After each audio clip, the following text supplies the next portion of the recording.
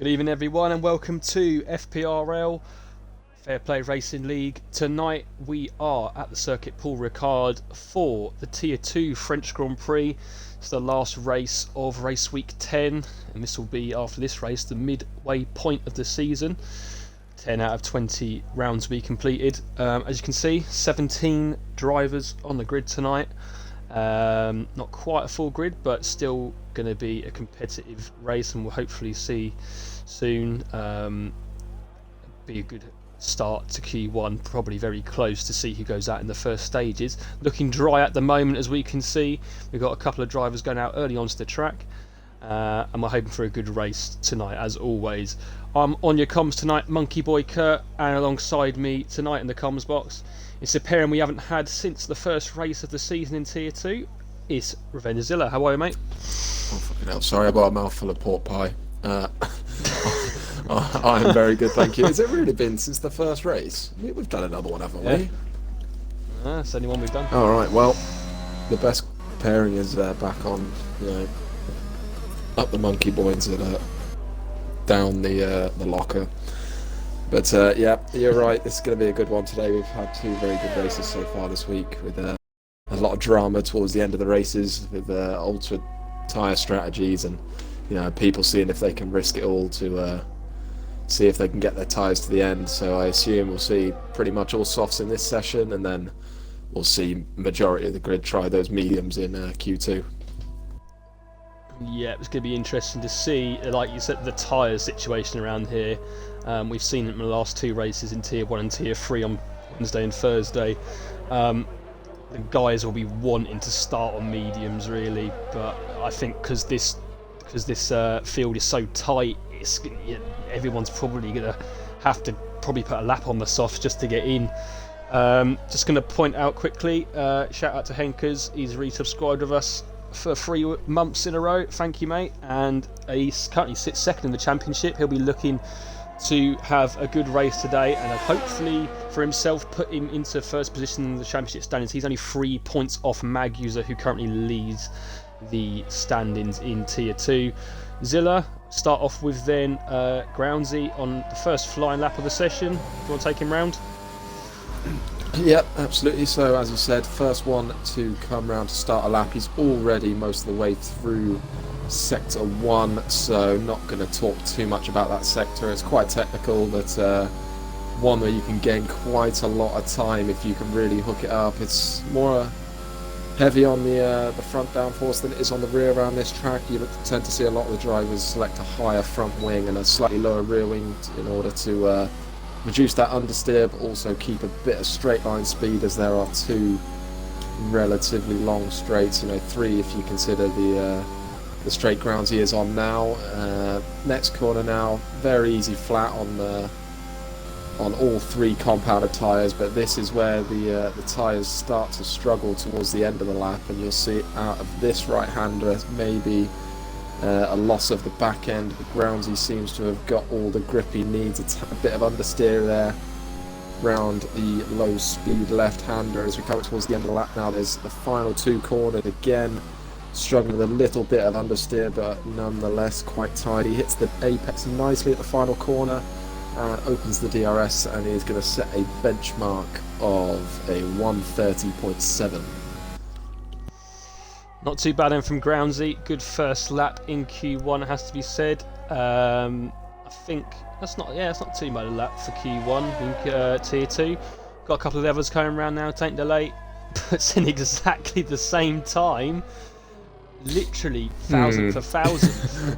Okay, well, that's how it's going to start. Yeah, blimey. And are we going to have a Jerez in 97? We have a third one go with that time. We've got, is it Silverside Boy coming round, I believe? Yeah, I think Scotsman fancies a 1:30.7. We're now seeing what Silverside Boy can put in. Is he going to go faster than that time? He does. He goes just under 3 tenths faster, 1:30.4. And now we've got Twins coming round. Clearly he's gone off there, 1:43.0. We've been having a little bit of a discussion before the race, haven't we, Zilla, about who we think's potentially going to be on pole here. I'd look at some of the guys' time trial times, and I think just based on that, I'd have to say probably Henkers stands a really good chance here. It was 28.5 that he's put in.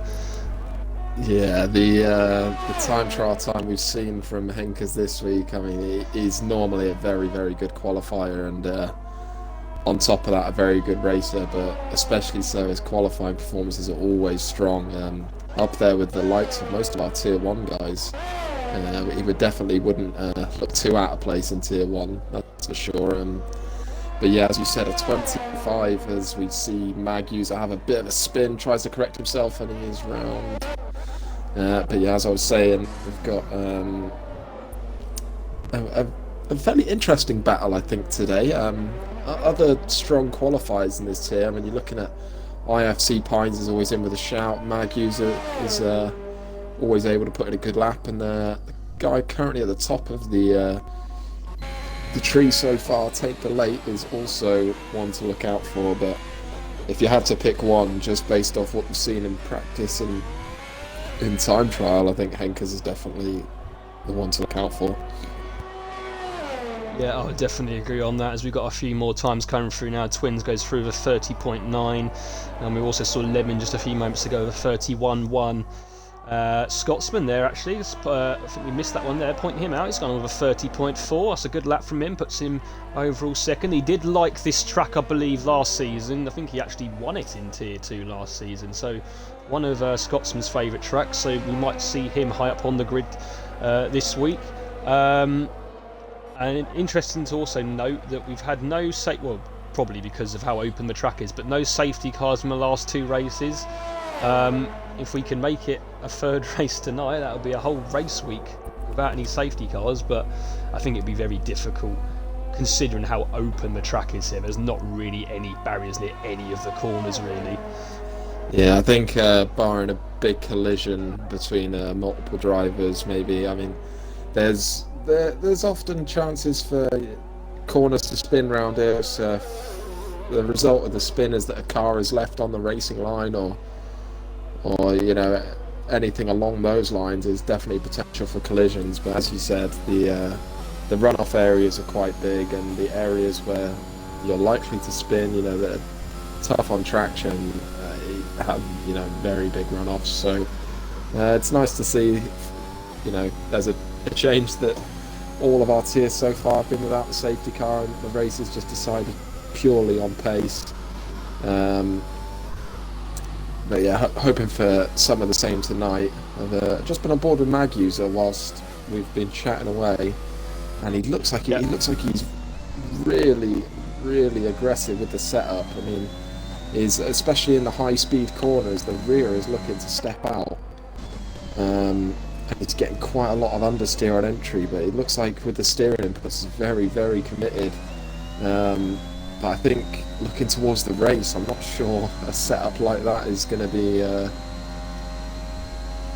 a safe one. But as I say that, I mean, he obviously high risk, high reward, and he's in the rewards of a 29.8.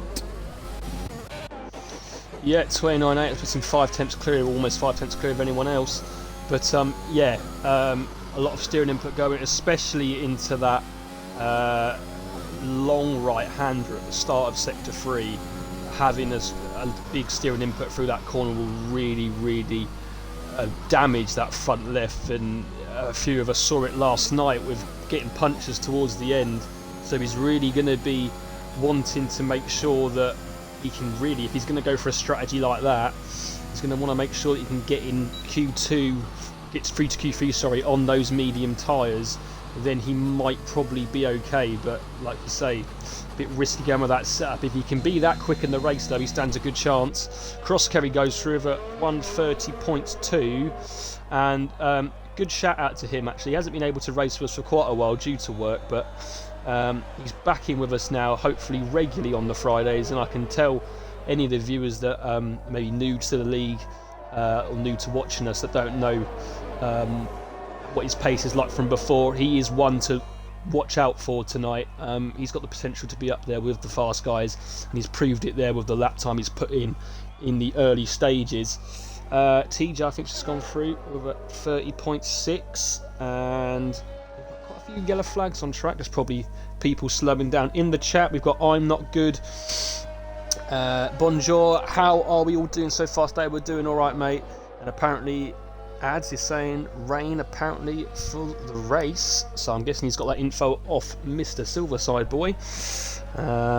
So that'll be interesting to see. Will we then see, if that's the case, people going out on softs in Q2 to make sure they get through if they don't need to use those tyres at the start? Yeah, just jumping back quickly to another word on cross screen. I mean, he was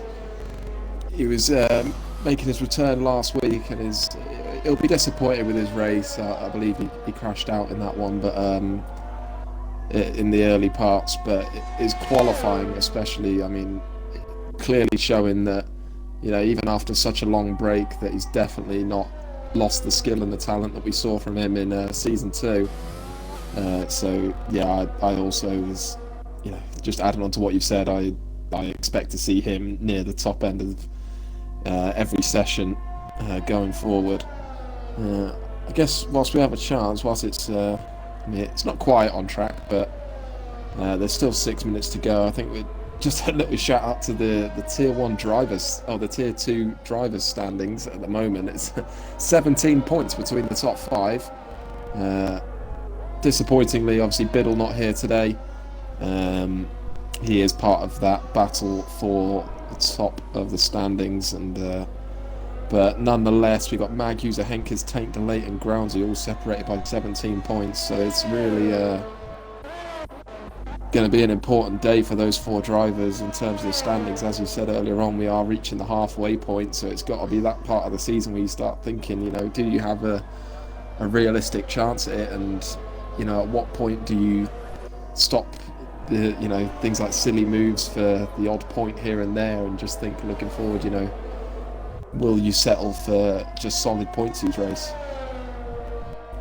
Yeah, I definitely have to say that I agree with you there that the battle between the top 5 in the top 4 in Div 2 is probably the best battle we've got out of all the 3 tiers at the moment. You don't really know who's going to win, really, and anyone can really, it's got the potential to get a podium, as we've seen in the races beforehand.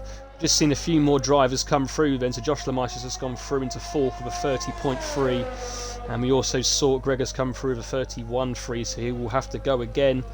And also Eagle went up into 2nd place with 30.2. The chat is alive and well, and we've got a few more coming in from people. Up the Mag user says Iron Jaw, David Lowface, lads, and Biddle Fraud. Indeed, Biddle Fraud. FPRL should not come under anything else. Shocking. Magsy, finally Twitch can work my Xbox. Well, now you can watch this race on the big screen with me and Ads guiding you through it all. Sorry, I said Ads there. You're not going to like me for that, Zilla. No, it's technically right.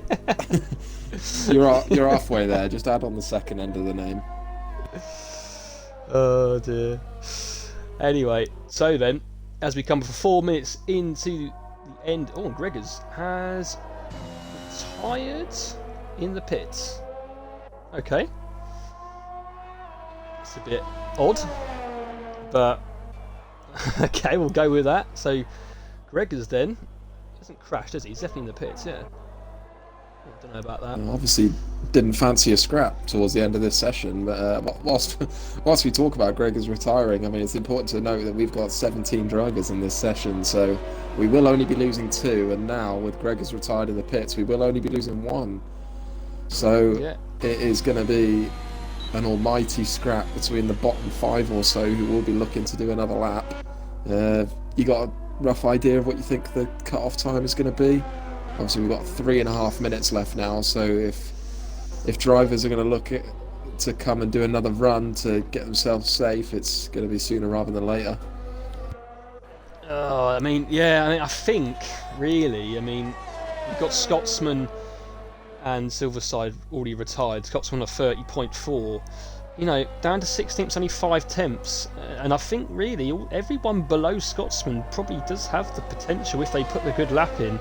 I do think you'll probably get a couple that will invalidate, but I reckon around Stiff Meister TJ will be the cut-off. As we see Groundsy invalidate, he might only get one more shot at this. 1 or 2 more shots, it depends on how much full he's got in the car, but that'd be a shock to see him go out if he can't get a lap in.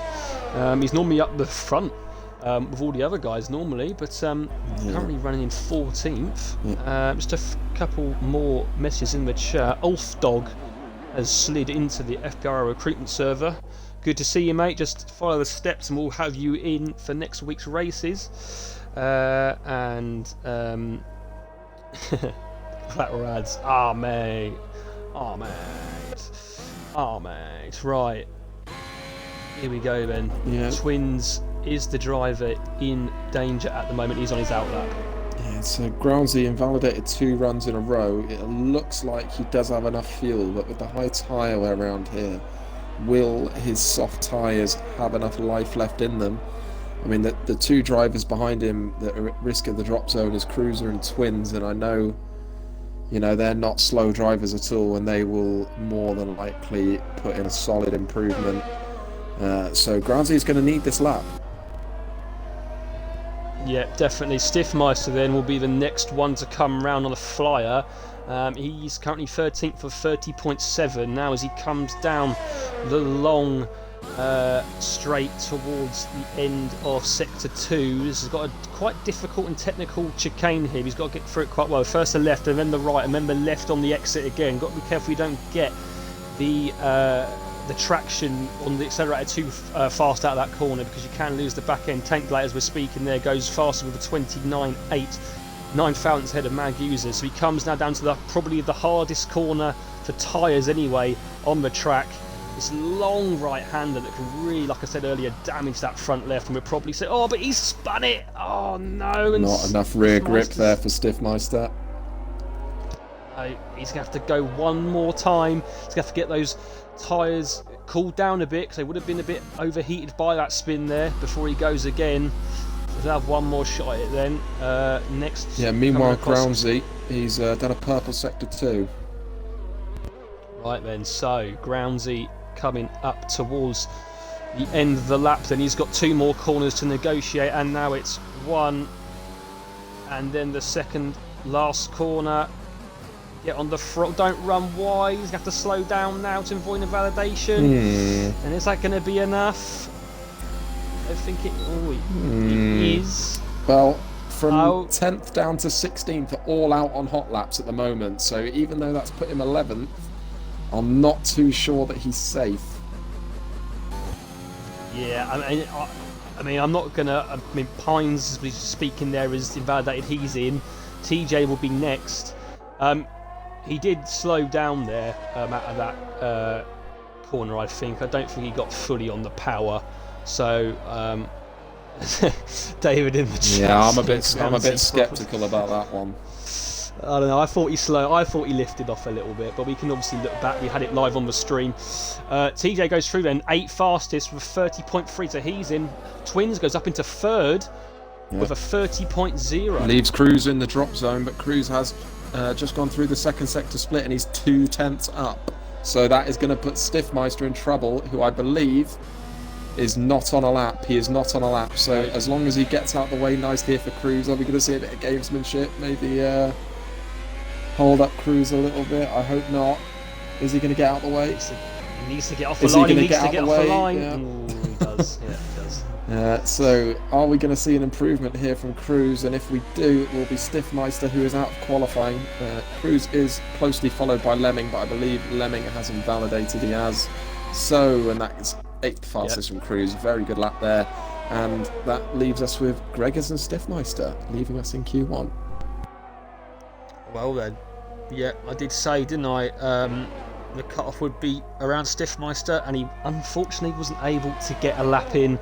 Span it on that one where he was going quite well, and looks like he either ran out of fuel or went wide on that last one. But yep, Stiffmeister and Gregors, in retired early, which is a bit of a shock to us both. But yeah, those two will be out in Q1. And David in the chat, Stiffy has gone flaccid. He has indeed.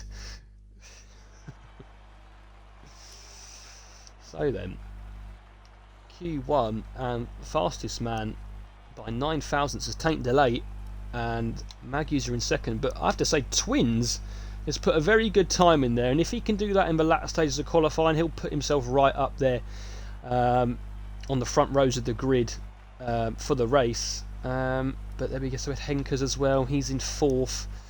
But from 1st to 15th is 7 tenths, so as always, Zilla, it's always very tight here in Tier 2, isn't it? Yeah, incredibly tight. Yeah, you just reiterating there, like half a second in the top 10 and only 7 tenths in between all the drivers we've got left. So, I mean, it's Q2 time, so it's time for the Monkey Boy and Zilla prediction for pole. Feel free to join us in the chat and give a prediction. I know David Lowellface is in the chat, and I believe he would be able to put out a poll. I'm not sure if he can do it. Looks a bit darker now. It does. Did you say something about rain in the race? Yeah, rain in the race, so maybe it's going to come a bit before the end of qualifying, maybe. Yeah, interesting to see. It's getting, as we can see, a bit dark out there. Potentially could see some rain before the end of this session. Silverside says in the chat, TJ just admitted he's been sandbagging. I don't know if I believe that, to be honest. He's a very, very common culprit of sandbagging his TJM, that's for sure. I don't know, maybe Gary. Interestingly, saw in Q1 Taint the Lake doing his usual strategy of still going up for another run on a fresh set of tyres. So he has used 2 sets in Q1, which I always believe is unnecessary, but he always proves me wrong and gets on the front row. So yeah, just to point out that he will be a bit low on sets of fresh tyres, but we are seeing a lot of drivers here select the mediums in the pits, but only 1 driver leaving, or 2 drivers leaving the pits on mediums. So if it's a wet race, I would assume we would see all these guys on softs. Yeah, that's interesting to see, yeah. So maybe we've been sold a fat lump of lies and it's not a wet race, but I'm kind of hoping that it's a dry race, because a wet race around here is very, very difficult to overtake.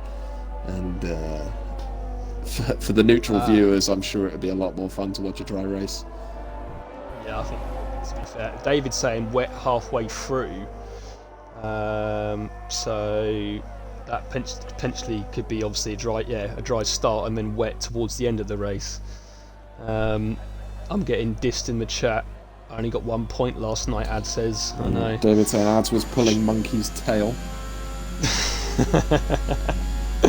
Right then, as we come on to then the first flying up a Q2, it's Silverside Boy that's going to set it for us, provided he doesn't invalidate. So as he goes round then the first 2 corners, gets around them quite well. They can be the hardest 2 on the track as he comes now to turn 3, comes to the end of the first sector and his split time. You'd want to be around 22, yeah, 22.3, that's not too bad from Silverside Boy. Then he gets in the throttle and comes up towards one of the back straights now and puts on the DRS up to speeds of just over or just around 200 miles an hour before the braking zone. Now he's got the left-right chicane, gets through there quite well, and right again on the throttle, and it comes towards the end of sector 2. A good split time will be around a low 30, 50, sorry, and he's done a high 49. So it looks like a good lap here from Silverside Boy. Coming up now to the long right-hander. I'm not sure what the numbers are, so we're just going to call it right-hander. That is number 10. Number 10, I'll remember that then. I'll remember for the rest of the race then. So he comes up towards the last 2 corners. This corner here is quite harsh on the right front as well, so you've got to be careful how quick you take that and dismount steering and quick you take that during the race. He gets on the throttle now a little bit uneasy on the back end, but it's okay from Silverside Boy. He puts in a 30.1, not a bad lap there from him. I'd like to think that I'd safely see him through. I mean, majority of the grid have selected the mediums, So I'm sure Silverside Boy would be feeling quite confident to call it a day for Q2 after that. Or at least sit in the pit for the majority of the session and wait to see how it all unfolds. I've noticed from both Q1 and Q2, Lemming is struggling a lot with the track limits. I've seen a lot of invalidations coming out of him, and he has invalidated his first run on the mediums, but he's going to go again. Our first medium time is on the board, and it is Taint Delate with a 30.6, which I believe is relatively strong. But if he has to go back out on the softs, I assume he's going to go fresh softs, and it'll only leave him with one fresh set that he will be given for Q3. Yeah, that's it, and really, you don't really want to be doing more than one hot lap in qualifying, because you'll just ruin those tyres for the start of the race. It can potentially affect your strategy, especially if you're trying to do 2 hot laps on the softs. But as you say, Taint Delate there, it's a good lap from him, 30.6. Will it be enough though if everyone decides to go on to softs? Stiffmeister just went out with a 30.7, so it's going to be tight. Henkers goes through as well on the mediums with 30.7. Realistically, I think even though they're up there now, if everyone switches, they will have to go again. Yeah, Aston Martin not having a great time at the minute. Obviously, Stiffmeister going out in Q1, and Joshua Meister's gone for a second push lap there on the mediums and spun at turn 2. Rejoined the track nice and safely though, and I'm sure we'll see him towards the end of the session on the soft compound. I think realistically, a lot of these drivers who have set a lap on the mediums will have to go out on the softs. So cut-off time, I think we've got to be looking at mid to low 1 minute 30s as a cut-off time here for Q3. Yeah, definitely. And I'm a bit surprised really that Taint Delate's decided to do a second lap. I would have thought he would have just come in there and waited in the pits and see how the leaderboard kind of went. But he's decided to do 2 laps on those mediums, and really that's sort of put a bit more life out of him. I do think, like I say, he probably will go out in the end just to be safe anyway on a set of softs. Whether he will need to set a good lap, we'll wait and see. But everyone's now coming through. We've got TJ on the mediums on a fast lap, but he's on a 56 through sector 2, so he might actually come in here. He might go one more time. I think he's going to try and go for another one. Yeah, I think in terms of drivers that are safe so far, I'm only looking at Silverside Boy. There's the only one that's filling me with confidence. The rest of the drivers not looking like they've really hooked up a lap so far, and as we said, it was dark at the start of the session. It looks like it's brightened up quite a lot. Yeah, I was just about to say that. It does look like those clouds have gone and the sun's coming out a bit more, so it looks like we're not going to get any rain in this session after all. But yeah, TJ, they just invalidated as well. He was up on his time, but he's invalidated again. He'll surely come into the pits now and just get on a set of softs to try and make himself safe. Eagle then will be the next man round that hasn't set a time yet. He's putting a 50.8 through sector 2. That's probably going to put him, I would say, around twins if he has a good last sector. But we'll see now whereabouts he'll go.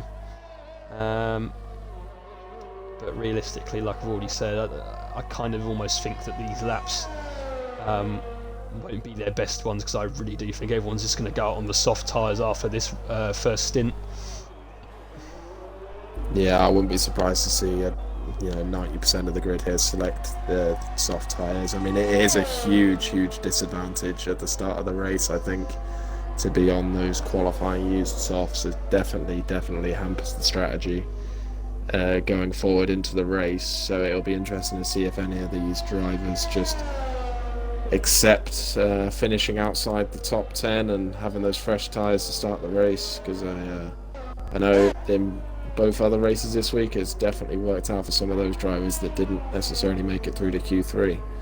But also, if we are going to see rain in the racetrack, position is everything. So this tier more so than the others, it will be important to get through towards the top at the end of Q3.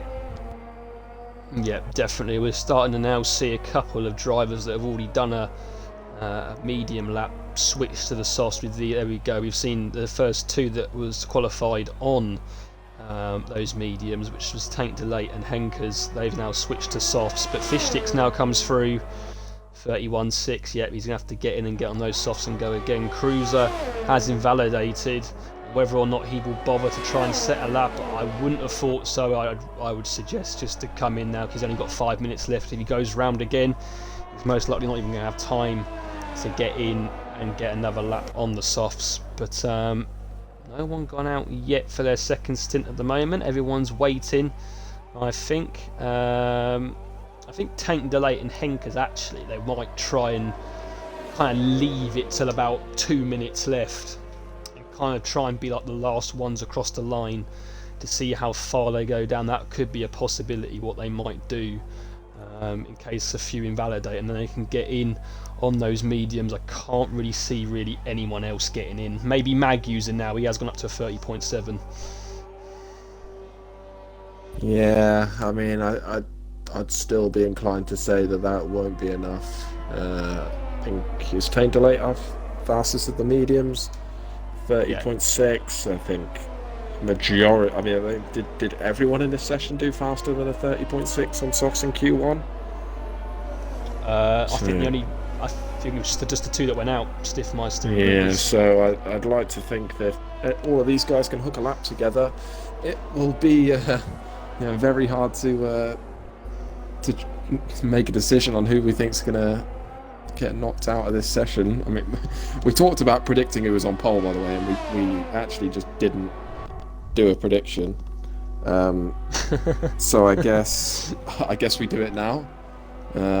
Yeah, I know you've already Henkers, you've already stuck with Henkers. I'm gonna go for an outside punt.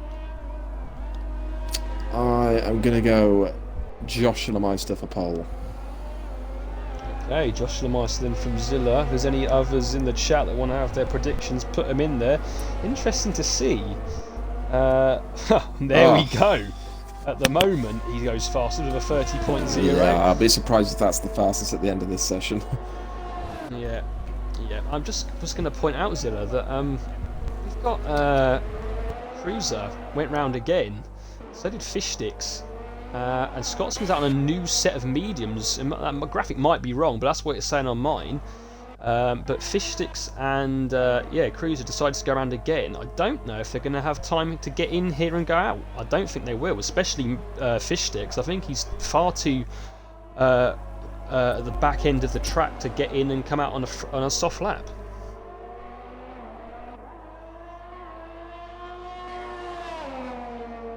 As he comes...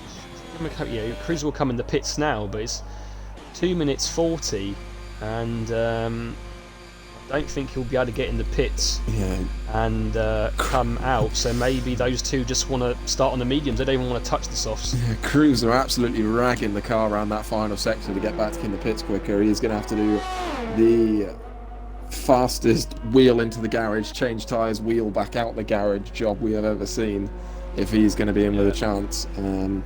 And especially seen as 4 of the 5 drivers behind him are currently on an outlap. TJ is on an outlap on the used mediums. Groundsy also on an outlap on the used mediums. TJ be looking for an improvement of 7 seconds and 4 tenths. And Groundsy will be looking for an improvement of about 2 tenths to get themselves out the drop zone. Both... Oh, interestingly, Tank Delate has decided to retire on a 30.6, which was on the mediums. So, essentially, I mean, looking at the times we currently have, you'd like to think he's safe. But we shall see. Yeah, we're at 1 minute 30 now, and Cruiser and Fishsticks are still in the pits. So they are not going out again. So Cruiser most likely will go out. Pines or Lemon. Cruiser is out the pits. I'm gonna have to keep on board with him because it is gonna have to be an absolute send of an outlap if he's gonna make it round. Yeah, because he won't make it round unless I don't think he will unless he cuts a corner. I think he's about 4 seconds short at the minute. So, cruiser, my friend, full send. Okay, well, TJ, we were saying he is invalidated, so he will have one more shot at it, but those mediums will be 4 laps old if he has another go at it. He might think just to throw it in the pits. Fish Stick's been for a spin. He is on an out lap. So, it might not be a spin. He might have been letting people through, but he was miles off the track. And it is an out lap, so he is out of qualifying and is going to be a maximum of P14. Groundsy also invalidated, so it's double invalidated for the McLaren boys, and they're both on old mediums. So I think it's kind of a disaster this for Groundsy. We talked about him being part of the and he's in the pit lane, so he's a maximum of P13. So it is absolute disaster for one of our championship contenders. Yeah, and then, well, there you go. I mean, you're going to have Fish Sticks out. Cruiser, yeah, there you go. He's missed it by about 2 seconds. He's out, and Lemming goes up into third, knocks Cruiser out. So Tank Blake and Henkers have played this brilliantly. Yeah. So I talked about Lemming struggling earlier on in this session as TJ invalidates. That is the end of qualifying for him. So that is torrid luck there from the McLaren boys. But the only other driver that can have an impact on this session is IFC Pines. He's gone out on the softs, and it looks like, barring a engine failure on the way up to the line, he is going to knock. Yeah, and that is Eagle currently down. So can Eagle do anything about this? He is currently 7/10 up on his time. So I guess we look back at Crosscarry now, as both Scotsman and Twins may very well be in trouble. Actually, I'm talking rubbish. No, Twins won't be in trouble, but Scotsman may very well be in trouble. So then, Eagle comes to the end of the lap then. Scotsman's praying that one of them either invalidates here, because I think they are both up on their times. So Eagle comes through the last corner. He's going to the line. It's going to be a low 30, I think, or a high 29. Yeah, a low 30. Goes into third place. Yeah, Crosscarry is to knock out Scotland. He does. Yeah. So Ferrari boy's going to start on the 6th row, but both going to have those fresh tyres for the race. So it's not a disaster, but it is a disaster for Groundsy, as he sees 3 of his championship rivals all in Q3 without him. And we talked about how important track position is going to be when the rain comes. So I mean, I'm thinking I might be thinking too much into this, but if the rain is coming halfway through the race, a lot of these soft runners are going to have to box before the rain arrives. Yeah, that is a very good point there, Zilla. But I think the 3 out of the 5 championship contenders that did make it through all got through on the mediums. So will they be able to stretch the mediums until the rain? Well, I mean, I'll tell you who'll be loving this, actually, even though he's out, is Scotsman. He likes the track. He's going to be on fresh mediums, or now he's got the choice if the rain's going to come right at the end. Previous winner, was he not, in the FPRL round? Yeah. So, strategic pole, rain coming. This has got Scotsman written all over it.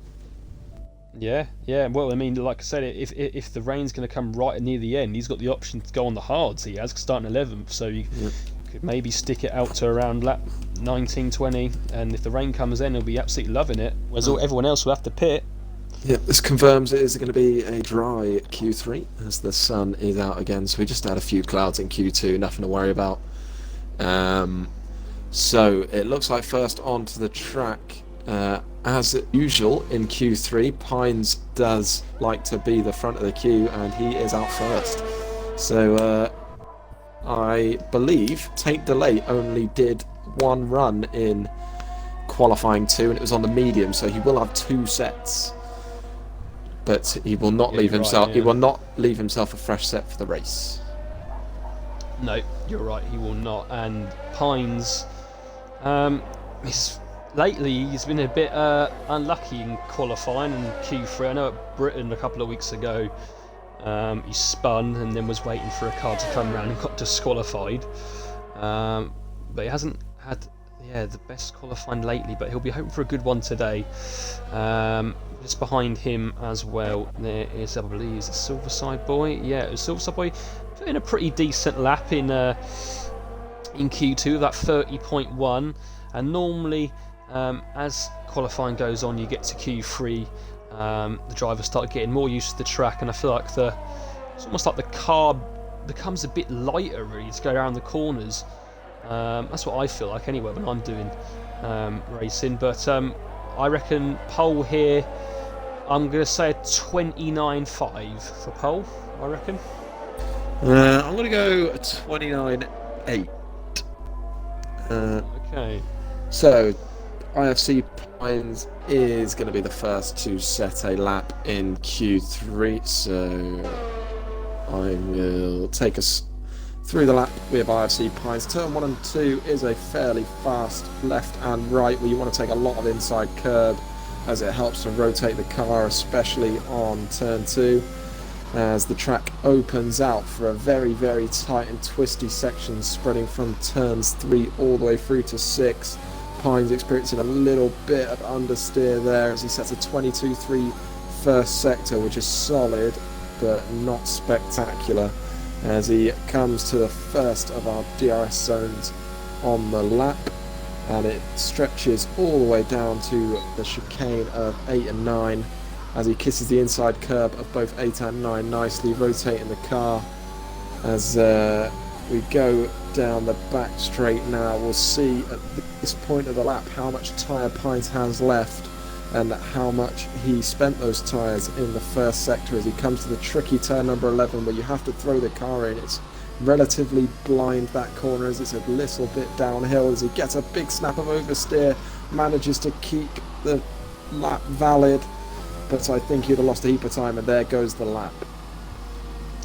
Unlucky for him, yeah, he got a little bit shaky coming out of that long right-hander. Silverside Boy is also invalidated on that lap. So next across the line is Henkers. So Silverside Boy choosing straight away to come back in the pits. He does not fancy a second push lap. So Henkers is going to be the first of our drivers to set a lap time. You said a 28. Did you say a 28.5 or a 29? You said a 29.5. 29.5. Yeah, 28.5 would be ridiculous. But that is a solid banker there from Henkers, who is your tip for pole position. As other drivers that have set a lap only as far as the 30.2s, and as I say that, Mag User has already gone past my prediction for pole, so that's me in the mud. 28.752, and for Mag User, that's probably going to be the first of the pole for now after this first stint, unless any of the drivers left, which would be twins, Joshua Meister or Lemon, can set a better time. Joshua Meister is invalidated as well. Will he come in the pits or go for a second one? He's going for a second one, interestingly enough, so he's going to go again. We then got Lemon a bit further down the track. He's coming up to that long right-hander of turn 10. Comes into sector 3, throws it in. I think he probably needed to carry a little bit more speed through there, but we'll see what his time is coming into the lap. And then up to turn 11, another corner that will really damage those front tyres, especially the front right in that corner. Comes now towards the end of the lap. Where can he put his Alpine in this first stint of Q3? At the moment, it's not looking good. That's a 30.8. Bit of trouble in the opening stint there for the Alpine boys. Silverside Boy has decided just to come straight back out. He is not wasting any time. Joshua Meister setting a 22.2 first sector and a 49.8 second sector. So this is looking like a good lap after invalidating the first. Can he make 2 push laps on the same set of tyres work, as he gets a lot of understeer on the entry of 11, but manages to hook the car up nicely for the exit. Coming into 12 now, hitting the apex perfectly. You don't want to get too much inside curb there, as it really harms your exit down towards turns 13, 14 and now 15, as he goes a little bit tentative on the entry, scrubbing off quite a lot, bit too wide, but it's going to leave him P4 on a 29.9, and look how close that is from second down to fourth. But the Alfa Romeo boys are going to be very, very happy after the first round of laps. Yeah, I was saying, the Twins going to put a good lap in Q1, and he's definitely proved that he's got the pace round here. He's up with Henkers, who I've tipped, and Gary, Silverside boy, he's just gone and invalidated again. So, if that's his last set of tyres, or I don't know what you do now. Do you stay out and go for one more lap, or do you come in? Yeah, depends if he's got any fresher sets. He's going to have to go for another push lap on those tyres. I mean, awkwardly, he's through to Q3 on the softs after qualifying on those in Q2. So it would be a huge disaster for Silverside boy to be starting only P10 and on the soft compound tyres that have been used. That'll really damage his chances in the race, especially with that rain coming. So it is going to have to be a one-lap wonder from Silverside boy in a second push lap. Yeah, definitely. And he's getting a bit of encouragement in the chat from Yorkie. Yorkie's joined us in the chat. Evening to you, mate. He's going, come on, Gary, lad. Yeah. If you can get a second push lap in here, a fast one. I don't know how fast it's going to be, though, because I know after he's coming in. He's coming in. Yeah. So he's going to go for another set, looks like. We do currently have a poll open in the chat, guys, so if you would like to give us your guess for pole position. I know it's a little bit late now, so 90% of you are going to vote Mag User. But if someone could give... I know it's Fraud and Pines normally does have like 50 votes to his name, as I assume he just votes for himself 50 times. But today he's got no votes, so if people could show Fraud and Pines a little bit of love, maybe give him a bit of confidence, because he's currently not set a lap. Twins is fuming in the chat. There's no option for Twins apparently in the poll. Twins, so, I'll put a face cam on, and I'll be butt naked if you get pole, my friend. Oh, great. Right, well, don't get pole then, Twins. Nah, I'm going to beg for a Twins invalidation at turn number 1. Okay, alright. I mean, David's made that pole, so that's shocking from Mr. Lowface. Awful. Yeah, David has zero faith in WRL Lemming. Right. Here we go then. Tank Delay is on a push lap. He comes up to the end of sector 2. A 49, a high 49's around what you want to be at. He's at a 49.7. He's 2 temps up. It's going to put him around 29.9. We saw Josh the Meister go through with a 49.9 through there. He's on a 49.7. So it could potentially be pole. He's got to have a good last sector then. He comes around turn 10, 11. Not too bad through there. To turn 12, straight lined it a little bit there, going towards the first part of the corner, but it's not too bad an exit. Comes now down to the final stages of the lap, on the brakes and around the last corner, quite on the apex, but it will get on that throttle as quick as he can. He comes towards the line. It's going to be... He takes pole by 2 thousandths off Mag User for now. It's a 29.7. And Mag User will now be all pumped up and ready to steal that back off Tank Delay. Great lap from him. Yeah, it looks like Tank Delay is going for another push lap. So this might not be the last of the AlphaTauri driver. I'll just keep an eye on his sector time, as he's half a tenth up after the first sector. But it's going to be that third sector where after 2 push laps, surely his tyres are going to be in a lot of trouble. But this is really the calm before the storm. We've got 9 drivers on an outlap, 1 minute 30 left in this session, and for all of these drivers now, this is going to be their last lap and their only opportunity for a bid at pole position. Yeah, as he comes around then, he's a 10th down this time. He might still go for it if he can have a really, really good last sector.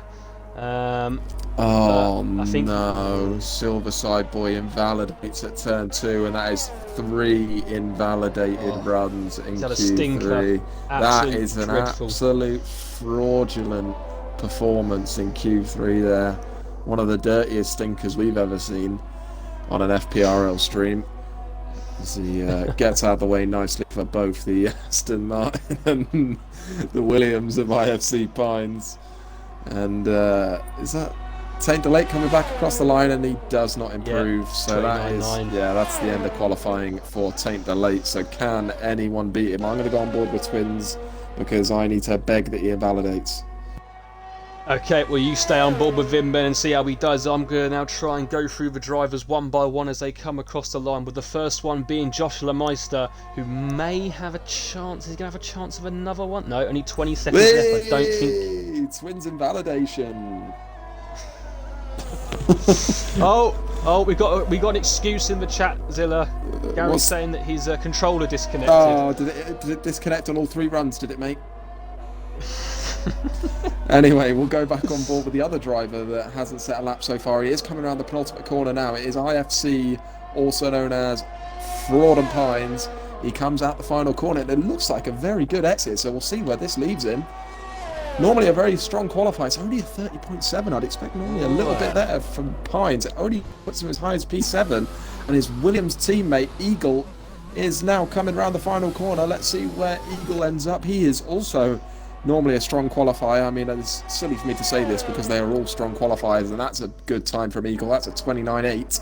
Puts him up to P4 for now. Who is next to cross the line? It looks like Lemming. I'm unaware of his sector times, so I'm not sure quite where he's at, but just looking at the delta in the top right, it looks like he's on a pretty handy lap. He's set a banker of a 30.8, so where's this going to leave him? He's getting quickly followed by Maguser.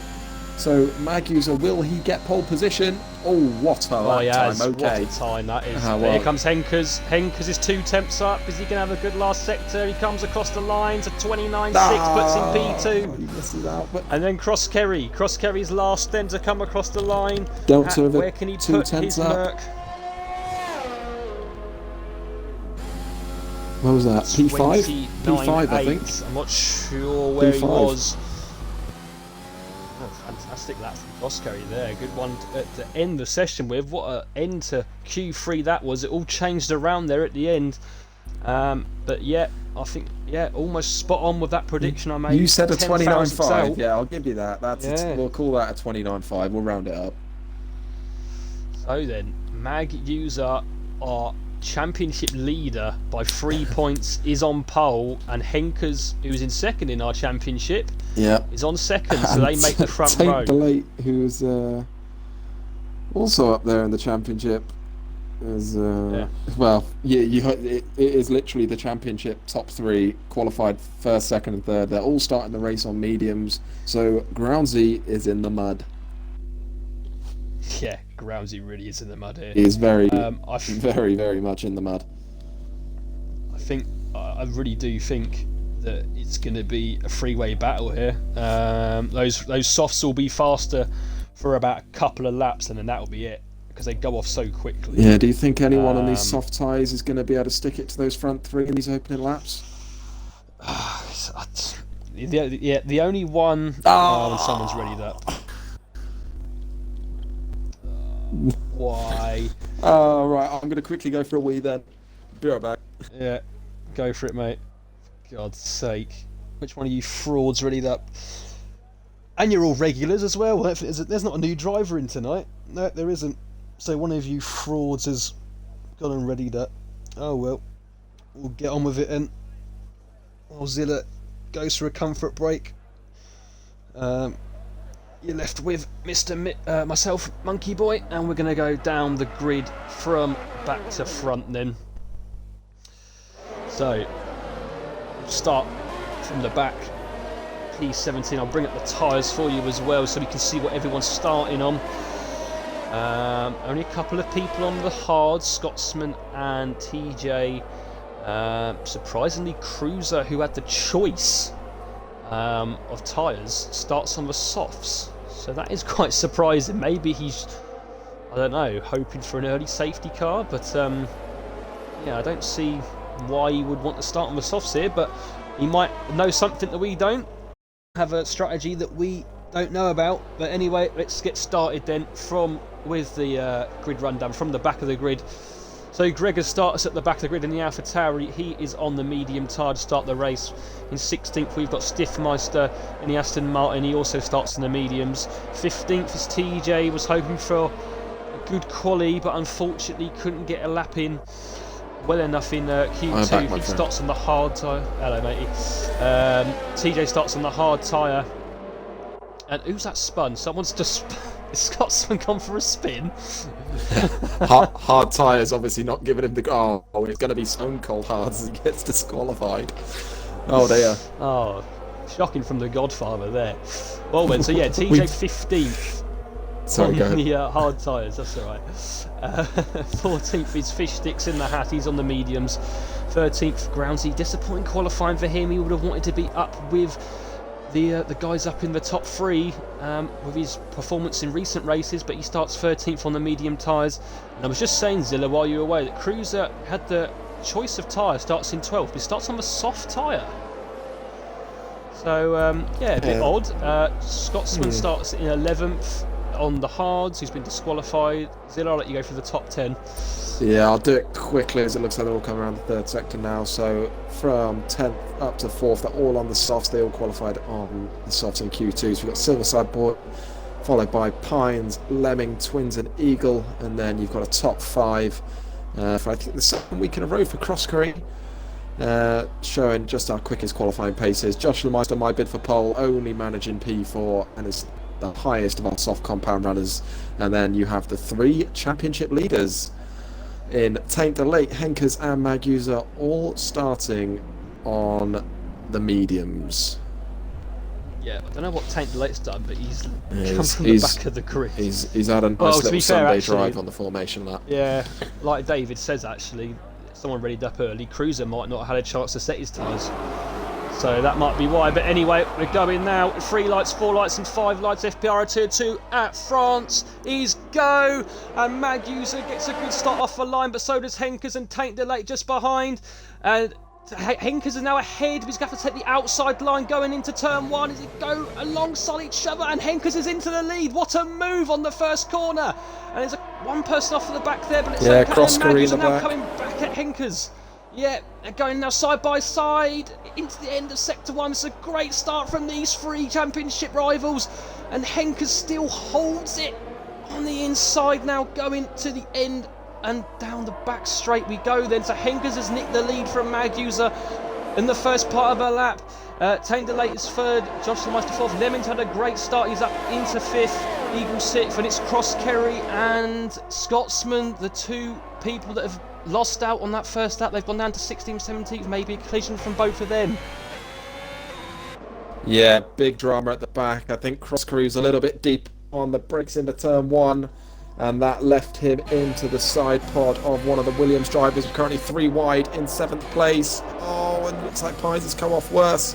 It's been a very, very, very aggressive first lap from Twins, involved in all the drama at turn 1, and has also made a couple of, what I would say, very overly aggressive moves throughout the lap, and he's managed to find himself up in P6. I'll be very surprised if he does not have wing damage, because him and Cross Curry came together at turn 1, but I suppose if he continues around the lap, which he does, he should be okay. But I think Twins needs to calm down throughout the rest of this lap, because he definitely shoved Eagle miles off the track at the turn 8 and 9 chicane. But other than that, we've settled in nicely with the front 3 getting away just as we'd expect. Yeah, I was just saying that Maggie just nicked the lead back off Henkers, maybe made a mistake, and now Taint Delate has passed Henkers, he's up into 2nd, and you've got Joshua Meister on those softs that still keep him with this front 3 for now. We'll probably only have a couple more laps though on those softs to keep up with these guys, because they will go off pretty quickly. But yeah, Magusa has stolen the lead back from Henkers, who's dropped another place in the early part of that lap. But, Twins someone's is out. off at the back. Twins is out. Is that going to be a safety car? Will that be a safety car? It's or a not? virtual. It's a virtual one. Yeah, we talked about earlier on in the race, we said, there's a chance that if Cruz did choose the softs, that it was going to be heavily criticised, but it seemed to work, because he's the biggest gainer off the start with 6 positions gained. I know the 2 at the back will be hoping for a safety car here, because I don't know if this is a silly suggestion, Monkey, but if this virtual safety car stays out, would it be worth... It's never mind. I'll stop. I'll let you continue and I'll shut up. Well, yeah, and that's not going to affect anyone because it's come off before people have got towards the pit lane. I don't know if Henkers is struggling a bit, but he's got Josh Meister and Lemon all over the back of him. Maybe he's had a little knock, maybe? I don't know, but he's dropped back behind Magus, he's dropped back behind Tank Delay. Maybe he's just had a couple of mistakes in the corners, but Josh front wing looks intact. Yeah, Josh Meister on the back of him. And like I said, Josh Meister now is going to be 2 laps on those softs, and plus the laps that used in qualifying, so they're going to be going off soon. But he's on the back of Henkers now, and he will be very close as we go down straight for the DRS. Henkers will have DRS on Tank Delate, but Josh Meister is a lot closer, so potentially we could maybe see an overtake here. We'll soon find out as Josh Meister now gets the DRS. I think probably Henkers is using his battery there to make sure he stays ahead. Yeah, it looks like Magus are crucially broken out of the 1 second window from Taint Delate. So we'll see in the coming laps if he is able to stretch his legs. And I think TJ and Stiffmeister have just had a coming together there at turn number 9. It's resulted in Stiffmeister losing a couple of positions and having to rejoin the track on the exit at turn 9. That's not really what you need at this stage of the race. It's important just to stick within the DRS train and keep yourself within the fight towards the end. Another shout out to Lemming. It's been a very good start. He's up 3 places and it's onto the back of this DRS train, which is now stretching all the way down near enough to P11. If TJ can stay within the window, the DRS train is actually going to be from 2nd all the way down to 14th. Yeah, it looks like now that Henkers has gained a bit more on Tank Delay and Josh Meister dropped back a little bit. Maybe it's a sign that those tyres are starting to go off. But Magus are, like you say, pulling away with ease at the moment from Tank Delay. He's now 1.4 ahead. It was around 9/10 at the same stage this last lap. But yeah, just quickly going to go on the big gainers off the start. It's Cruiser who's gained 6 positions off the start in 6th place. It's a great start from him, and he will be looking to try and take those softs as long as he can. But like we say, he doesn't want to take him too long and risk getting a puncher. David in the chat says it's 10 to 15 minutes till the rain, apparently. Yeah, it doesn't look like the soft runners are going to make it. Silverside Boy, the first of our drivers to get a penalty that we know is so easy to pick up around this circuit. I mean, not everyone can be as talented as myself at avoiding the penalties. But yeah, expect to see a few more of them towards the end of the race, especially as the fuel loads come down and people get a bit more grip. There's a big shout out to the little battle going on for 15th, by the way. They're probably not going to get a lot of screen time this race, so I think whilst it's pretty quiet up front, we'll just admire as Croskery decides to dump his battery and maybe launch one up the inside of Scotsman in a turn number 11. He's going to think about it. He's going for it. Oh, Scotsman leaves in the room. They are side by side. Touch wheels. A little bit of wheel banging. Still side by side round turn 12. Looks like Croskery's going to look for the switch back. This is fantastic at the back of the pack to see. This is fantastic. Further up, it looks like IFC Pines is getting a little bit held up by his Williams teammate Eagle. He is in the DRS with the ERS open this lap, so it looks like Pines is going to breeze past. Groundsy. Yeah, it's off a little bit there. Eagle leaves in the room, but is he going to go for the switch pack, Groundsy? Groundsy is on the mediums, so it will be about this point in the race where we will see maybe he makes his way through the pack as that tyre degradation from the front left, especially on the softs, is going to be going through the roof about this time. I think in the other races this week, We saw people pit as early as lap 5 and as late as about lap 10. So the pit window is very much open now for the soft runners. It is. We've just got Cross Kerry again at the back. They're still having that battle there. And as Taint, is that sorry, yeah, Lemming? Lemming sorry, and Pounds in the pits as we say that. Eagle following. Yeah. Joshua Meister, I have to say, I'm very impressed with the way that he's managing these tyres. I would have thought he'd be where Cruiser is now, about a couple of seconds back from these front three, but he's managing to keep with Henkers. Maybe he's just getting it off the DRS, but he's really, after 6 laps now on these soft tyres, he's really keeping with these front three. So it's good to see from Joshua Meister. Maybe he can take these a little bit longer than we expected. Maybe he's got a good setup on those tyres. Henkers now 6 tenths behind Taint Delay as we go towards the back straight, and he's going to have DRS, and he's gaining speed here. He might make the move. It's alongside, and they're side by side. Very good racing here, very close. And Taint Delay holds him off round the inside there. They come up now to turn 9 and 10, and will Henkers have another go. Taint Delay's only got 6% battery, which is probably why he's not getting that speed on the straight. Holds him off again for now, but we've got obviously the main straight coming up, and Henkers could potentially have another go there. Yeah, Josh Lemeister licking his lips at the thought of these two battling, as it means that for longer and longer, and maybe a couple more laps, he can stay within the DRS, even on these very, very worn softs. But he's going to decide to jump into the box anyway. He's going to get a nice little undercut if these medium runners ever need to box before the wets. Further back, I talked earlier about that coming together from Stiffmeister and TJ, but Stiffmeister's managed to bridge that gap back to TJ and has made the move stick on that lap, and he will look to close the gap down now to Groundsy and Silverside Boy up ahead, as Groundsy also does make the move into turn 1, and that is Silverside Boy back another place, as it will be desperately struggling now on those 7-lap-old plus qualifying soft tyres.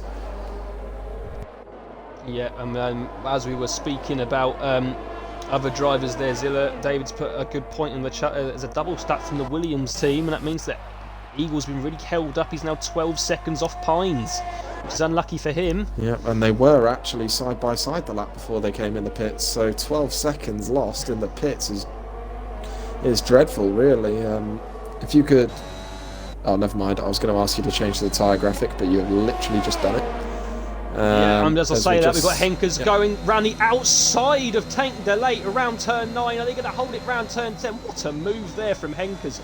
Round the outside of turn 9. As we come through 10 and 11, Taint Delay looks like he's struggling a little bit on these tyres. But will he have enough to keep with Henkers here and get the DRS back down the main straight? What a move there from Henkers. Don't normally see a lot of people go around the outside of that corner. But he's pulled it off, and the Alfa Romeo driver's done a great one there, but he's got on the throttle a lot better there than Tank did.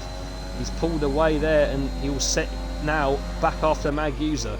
Yeah, big shout out to Magusa. He's 1.8 second lead now, and if you look at his ERS, he's still on 75% ERS. He's not even pushing as hard as he could be, and we saw this in Austria last week. He made a huge gap, a track that's difficult to build a gap just based off the tow and the DRS trains that are possible, and last week he ran into trouble at the pit stops, but he's showing once again that on raw race pace he is definitely up there with the fastest in the field. Because in the background, Taint Delay is getting past Henkers once again into turn 8. And that be back through again. Will Henkers try that move again this lap? He's better on the acceleration. He's gaining slowly, 3 tenths. I don't think he's going to have it this lap, no, but we can see that Taint Delight's rear light is flashing, which means he is low on ERS. So Henkers will have another go back. This is like back and forth for these two drivers here. Interesting to see that we've got Cruiser and Silverside Boy going out on the medium, so I would definitely expect that. I don't think they'd get to the end of the medium, so it definitely proves then that we're going to most likely have some rain come the end of this race. Yeah, in the midfield, obviously the first of the drivers that have pitted is Joshua Meister and Lemming. So if it ends up that the medium runners, Magnuser, Taint Delay and Henkers need to pit before the wet weather comes, it will be these two who will be in the effective lead of the race. Just gonna bump in there Zilla, because I think Magnuser had a slight there's a slight mistake out of turn 1 and 2 there, because he's lost about 4 or 5 tenths there in that first couple of corners, and only 1.3 seconds now is the gap between him and Taint Delay. So I'm sure he can keeps dump pushing. a bit of DRS. That's true, yeah, he's still on 70%. So, yeah, must have made a little bit of a mistake there in that first section of the lap, but this time Henkers is too far back to make a move, but behind we've got Gregors all over the back of Fish Sticks, and Gregors has got even more ERS. He's still in the 80s, just gone down to 70, but an easy move there for Gregors, pulls back alongside and he's up into 7th place. Yeah, I think if these mediums can get to the rain, then it will be, you know, a job well done for Groundsy, as he's managed to get himself into the top 4 now. So the top 4 drivers on track are the top 4 in the championship. So yeah, the top 8 it is now. We'll be hoping that the rain is not too far away. Yeah, Cruiser and Pines battling. Cruiser just picked up a 3-second penalty while battling with Pines, but Pines goes through turn 9 on the inside. Cruiser might have a go back if he can stay with him down the pit straight, but good move there from Pines. Forced Cruiser into a mistake. He's now picked himself up a 3-second penalty, and he can hope to pull away now from the Ferrari driver. Going back to the front with Stiffmeister and Groundsy. Stiffmeister, good move there on Groundsy around the outside there. Puts himself up into 4th place, so he's going strong as well. Groundsy's going to come back though. We'll stay with this pair at the moment. We've got the other two front, Henkers and Taint Delay, but I think Henkers is too far back to make a move down the back straight this occasion. So Groundsy, 5 tenths is the gap, 6 tenths is now the gap, so maybe Stiffmeister's got a bit more life in those mediums. I don't think that he's going to be able to have a go here, is Groundsy. Oh, I say that, he might do. No, he's going to lay off this time, and as I say that, Zilla, we can see the clouds starting to darken, and I think this rain is going to be imminent. Yeah, it's I was just going to point out 30 seconds ago before you started talking about how sunny it still was, and all of a sudden, I'm sure the delight of the top 8, the rain is on the way. And I talked about in qualifying how the soft compound runners at the start that made it through Q2, you know, are going to potentially suffer if they couldn't make it to the rain, and it looks like it's definitely going to be that way. And it is a huge result for Groundsy after solid qualifying. It looks like the damage limitation will be a result of, you know, a well thought out strategy. Yeah, and also TJ as well, starting on the hards, had a you know, not the best qualifying for him, 15th, but he's up in 6th at the moment, and he'll definitely have a life until the rain comes because he's on the hard tyre. So yeah, it's good for all of those guys in the top 8. Now we're on board with Cruiser. He's going to have another go at IFC Pines, is he? No, he's going to think better of it. He's going to lay off and not risk that move down the inside, which is interesting. But we've got Lemmin, Joshua Meister as well. Only 4 tenths between the pair, so we could potentially see another overtake here in the DRS zone. And as we look at this in the chat, David does put, and we can see it on the on the intervals that Cross-Kerry and Scotsman still battling away for that 15th place at the back. Will Lemmin have enough here? He will. No, not quite. Henkers and Taint Delay had another effort at going side by side around turns 10 and 11. Henkers decided this time to back out before they throw the car into the right-hander at turn 11. And it looks like both drivers seem to be working together quite well, and they are slowly edging towards Magnuser. But really all to play for come the pit window. Yeah, and as you were saying, that Cruiser and Pine still having that ding-dong battle for 11th place. Cruiser went past, and IFC Pines went back past again in that DRS zone. So yeah, great fighting from those two as well. Crosskerry is alongside Scotsman at the back. They're still together. Great driving from them two as well. But we'll go back then to Lemon and Josh Meister, who are still battling for that 9th place. Surely this rain's got to come any minute now. Groundsy is also with Stiffmeister, and Henkers, like you say, with Taint. Like that gap has stayed similar though to Magues. It's still 1.4. So these three at the moment are really showing to us why they are the first 3 drivers in the Tier 2 Championship here. They're 7 seconds ahead of Stiffmeister, and they're really showing why they deserve to be up there. Is Henkers going to have a go at Taint here? He's not going to risk it there. Taint is literally out of ERS. He's on 3%, so he was on 3% before the braking zone there, but yeah, will be interesting to see. And I think we've just seen the first spots of rain. Yeah, I know the rain does like to fall quite fast on this F1 2021 game, so it will only be a matter of laps before this is going to be full intermediate conditions. And I mean, you just talk about it's our 3 best drivers at the front, but it looks like still Maguser has the measure of the 2 behind. As I think, in terms of strategy, I know the championship rivals, but surely they should be looking to work together a little bit more if they're to bridge that gap. But crucially, who is going to make the right decision and come in at the right time? Those drivers outside of the top 8 are going to be gutted, as they chose to start on the softs and it has come back to bite them. Yeah, Cruiser again. They're still having that battle, Cruiser and IFC Pines. He goes through again into turn 1, does Cruiser. I think really, Zilla, the person that's going to time this correctly is going to be the person that comes in first after it says DRS disabled. I think that's probably going to be the person that's going to make the most out of this, really.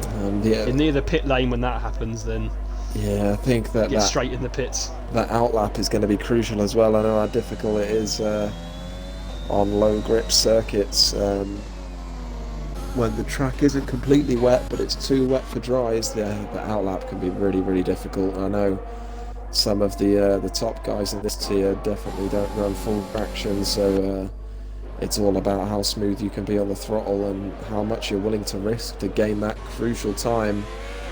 And we talked about how important track position is when the rain is out. Obviously no DRS makes it very difficult to overtake.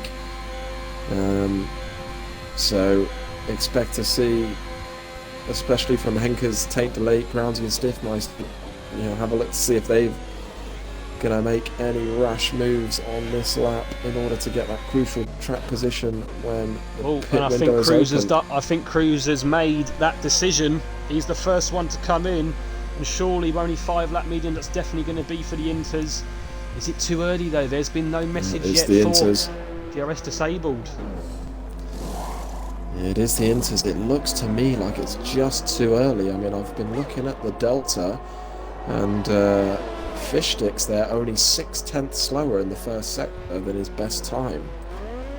So surely it's not wet enough, but I guess next person to come round towards the pits is Maguser, so we'll keep an eye on what he does. But it looks like he's dumped quite a lot of his ERS in the last few laps, as he will be boxing soon. He's down to 30% now, so he has extended that gap. Yeah, I'm just going to see the interval between Cruiser and Scotsman, and it looks like he's coming too early. He's losing around, he's going around these corners very slowly, and he's lost about 2 seconds in the space of a quarter of a lap, so I think Cruiser has timed that a bit too early. Maguser and the front 3 don't decide to come in again, so a little bit optimistic there. I think Cruiser might have ruined his race there, unfortunately. I think the guys outside the top 8, expect to see some of them gamble potentially. Yeah, and I also think that the guys on the mediums now, 14 laps, and I'm looking at Maguser on board here, and I can see the lines appearing on his front right, and normally it's the front left that goes off the most, so they're going to be getting close now to going, so I really think that they're going to be hoping it gets a little bit harder in the next couple of laps, because I think they'll be getting towards, like I say, the kind of the end life of these tyres now. Yeah, I'm still looking at that delta between Cruiser and Scotsman. It's not been a great day for Ferrari, this one, as that delta is still going up and up. It's up to 15 seconds now, and it was only 10 seconds when they left the pits. So yeah, it's definitely too up still. But that gap between Taint the Late and Henkers has opened up a tad, as I think Henkers made a little bit of a mistake on this lap. But our closest battle on track, we have a three-way fight for P8, and we also have Groundsy still stuck behind Stiffmeister. But yeah, Fishsticks is yet to pit, and he has finally been caught by Joshua Meister, who is on 6-lap fresher mediums. And it's a real shame for Joshua Meister, this one. He's had a really good qualifying and a really good opening stint, and he's got unlucky with the weather here. He started on the softs, and he's ending up, 15 or so, if not more, seconds behind the leader, and ultimately going to be on the same strategy in the coming laps. Yeah, I think Henke's tyres have gone. He's really dropping back now from Taint Delay. He's 2.4 seconds behind. And the thing is here that there is also, with the wet weather, they're having to put a lot more steering input in to go around these corners, and that's going to even hit them even more. So they're going to want it to come now. Silverside Boy comes into the pits. Is he going to be the next person? He's going to go on to Inters. Now, has Gary made the right call here? No, I'm not too sure. I'm not sure if Cruiser's having trouble, or the gap is not up to 20 seconds on the delta to Scotsman.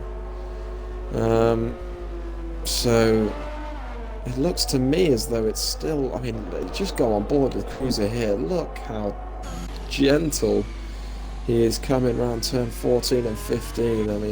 I've not had much wet experience around here, but it looks to me like those tyres are just not in the temperature window. No, yeah, and yeah, like I've said before, I think really the best time to come in is when you get that message come up saying DRS disabled, and that's when it's saying, look, the track is too wet to have any DRS now. It's unsafe to have DRS. So, but are we going to see Mag? Now. Oh, we no. Tank delays. Oh, and Henkers. Oh, and Henkers. The thing is, it's a 37-mile-an-hour pit lane, and I think it messes with the drivers. Groundsy is in, but Stiffmeister interestingly stays out. So who's made the right call here? Stiffmeister could potentially make up some ground here.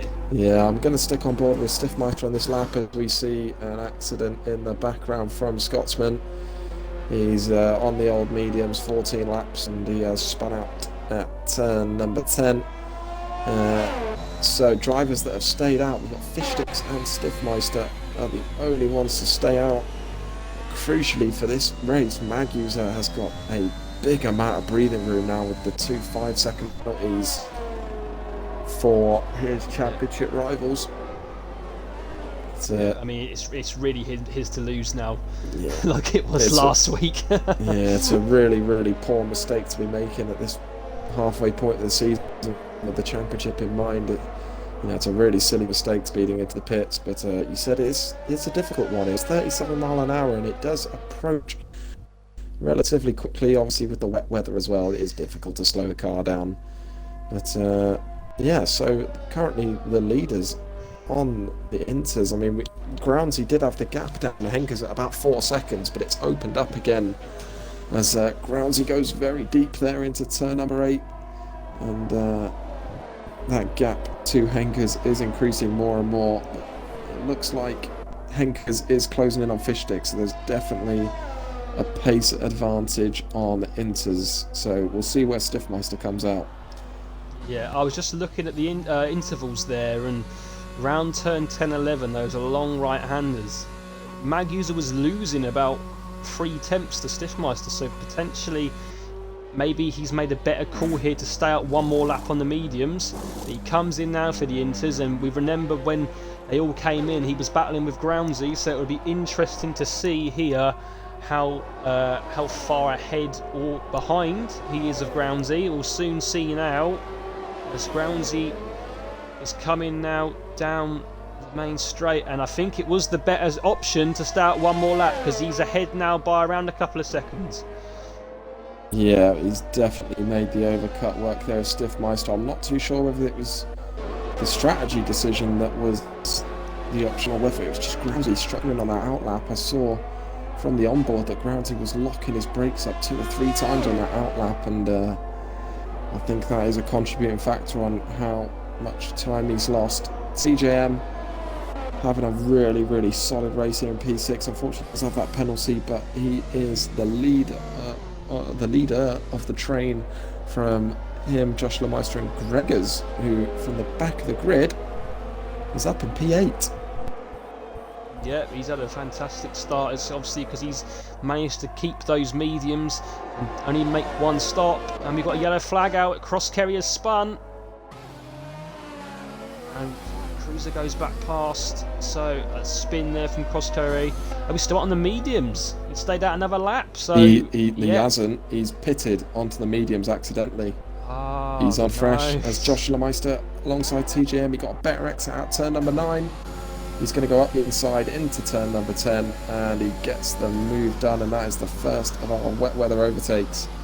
And unfortunately, I think it looks like it's going to be this battle that we stay on board with for the majority of the race, as look how strung out the top 6 are. Yeah, I mean, everyone's sort of, like you say, spaced out. We've got 3 seconds to first and second, and 3 seconds to second and third, and then 2 seconds to third and fourth. So really, it does look like that this battle here for 6th place is going to be the one we're standing on board with. TJ puts a wheel up the inside, and there's a little bit of a... TJ's got 90% ERS to work with. Joshua Meister only 28, so it looks like TJ with a bit of a late lunge into the final corner, but he's made it work, and what a move that is from TJ. Joshua Meister doing very well there to leave him the space, but they will, I doubt this will no chance be the end of this battle, as Joshua Meister's right back onto the gearbox, and look who's looking to get involved. And there is that message then. DRS is now disabled, so he will not have the advantage now going down this back straight, will Joshua Meister. Interesting to point out as well, Zilla, that Stiffmeister only now 1.5 behind Henkers. So he's looking like he's enjoying these conditions at the moment. Bit of a wet weather specialist. And this will be, I mean, this will be crucial. If he can get past Henkers, there's a good chance he can get within the 5-second window of Taint Delay. And that will mean that potentially P2 is on the card here for Stiffmeister. Yeah, I mean, at the moment, the gap to leader for Stiffmeister is 9 seconds. And yeah, he's about 5 seconds off Taint Delay. So yeah, potentially could be a P2. Gregors is on the back of this little battle as well between Joshua Meister and TJ for 6th position. I'm just going to have a quick look at the penalties while it reminds me. So as we can see, second and third, Taint Delay and Henkers both speeding into the pit lane. Got caught out by the speed that they've got come in. It's not 50 miles now, it's 37. They have 5-second penalties to add to their time at the end. TJ with 3 seconds, and then the only person with 6 is Silverside Boy down in 12. So yeah, not having the best race, and he'll find it very hard now unless people go out or spin off to get any points where he is with that 6-second penalty. Joshua Meister still keeping with TJ. But like I've said last lap, there's no DRS now, so he's really just going to have to try and get close and get a good run. Oh, and Cross Kerry is off again out of turn 11. Spun again. Yeah, it's gone from bad to worse. He's still on the mediums. Oh, and Stiffmeister, we've cursed him. Oh, we have sold him a kipper. So, well, we'll still finish ahead of Henkers as it stands, but Taint Delay now is a bit out of reach. So he's going to have to really get on. Cross Kerry is out. He's in the pits. He decided to, only got a 5-second penalty for speeding the pit lane. No surprise there that he's coming and decided to call it a day.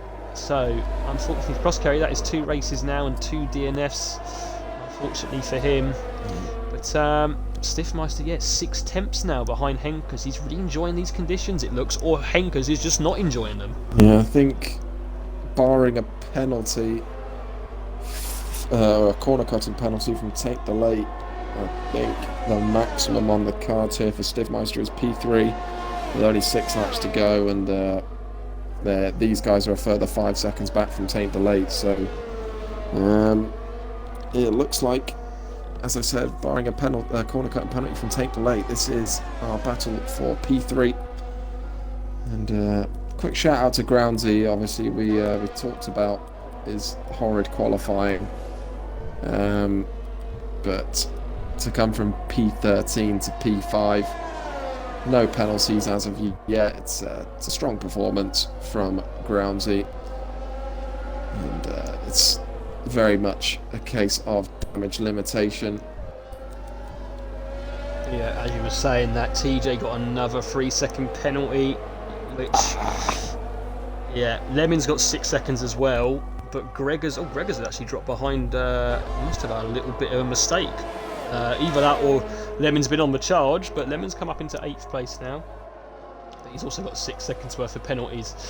Yeah, just pointing out who has had the best race so far in terms of position changes. It is Stiffmeister, who is up now with Henkers right on his gearbox, who's made up 12 places from 16th on the grid. We remember he went out in Q1 along with Gregor's. So he's really had the best race out of everyone, albeit that 3-second penalty. But will he have a go now down the back straight? I think really here it's more Henkers doesn't like these conditions, because he's now 5.5 seconds off Tank Delay. Yeah, I think the king of getting no penalties, Fish Sticks, he could potentially be looking at gaining 3 positions here. Obviously he's near enough within 3 seconds of Gregor's, he's within 6 of Lemming, and he's nearly within 6 of TJ. So if Fish Sticks can keep it clean and keep up his good pace, he could potentially see himself up to P7 come the end of this race. Yeah, definitely. And Joshua Meister will go back on board with these two. Joshua Meister and TJ. It's now down to 3 temps is the gap. I always normally tend to find in the wet, it's just difficult to get close to anyone really. We'll see what he can do now. Come up to the back straight. As soon as you try and, like he's just done there, as soon as you try and get on that accelerator to try and get a good run, you just lose the back ends. It's very difficult to get close.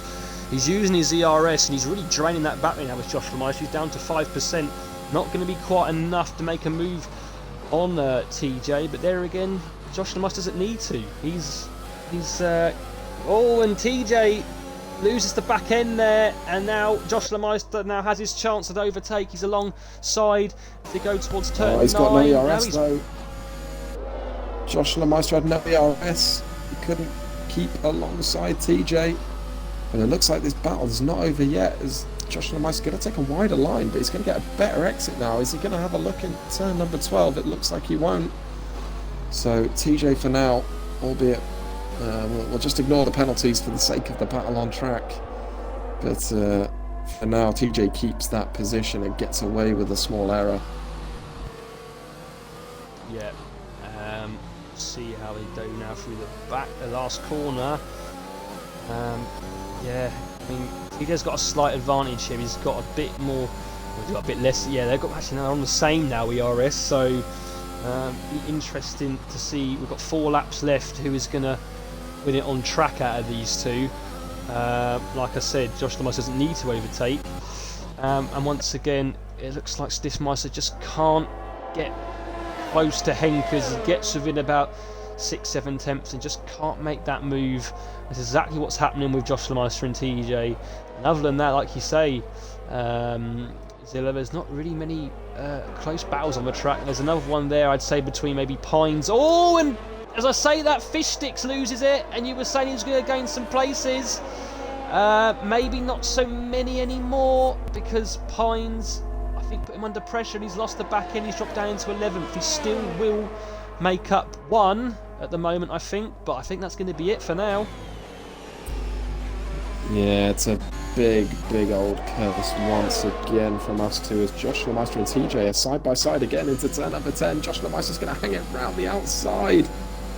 What a move from the Aston Martin driver, and all this battling is not doing them any favours because Gregors and Pines are looking to get within the penalty window of TJ and Lemming. So TJ really needs to get his head down, otherwise he's going to lose his position to Gregors. Albeit P8 will not be a disaster for TJ as... Oh, you've just gone. I'm going to stop talking. I'm going to let you do the rest of the stream. I'm sorry. You said his name and he got the penalty. Oh, so TJ, yeah, it's going to drop 9 now. It's going to put him out of points. So, he's had a good race, but it's just it hasn't kept it on the track, and that's what will happen. And it's going to drop at the I think at the moment it will drop. Let's have a look at the overall. To the 9. Yeah, he's going to drop down to about. He might get 1 point at this rate, but he's going to drop down to either 10th or 11th. So yeah, he doesn't want to get any more. Oh, Cruiser is in the pits. He's retired in the pits. Decided to call it a day. So it means Scotsman will go up into 14th. Cruiser doesn't want to carry out the rest of the race, it seems. So I think it is probably too late for a safety car as well now. But I have to say, I know we've said that Stiffmud's had a good race and so has Groundsy, but you can't fault Mag User today. He's been on pole. He had that little bit at the start where Henker's got past him, but he got back within the same lap. But I can't fault Mag User today. He hasn't really been in any trouble in the race. He's always kept that sort of 2nd to 2 second. Oh no, Cruiser's car's back on the track. Fish sticks with a 10-second penalty for corner cutting. Oh, Cruiser's car. It's got a mind of its own. I saw that. Yeah. Okay, it looks like it's out the way safely, but yeah, 10-second penalty there for fish sticks. I think he's just gone rogue at turn 8 and 9.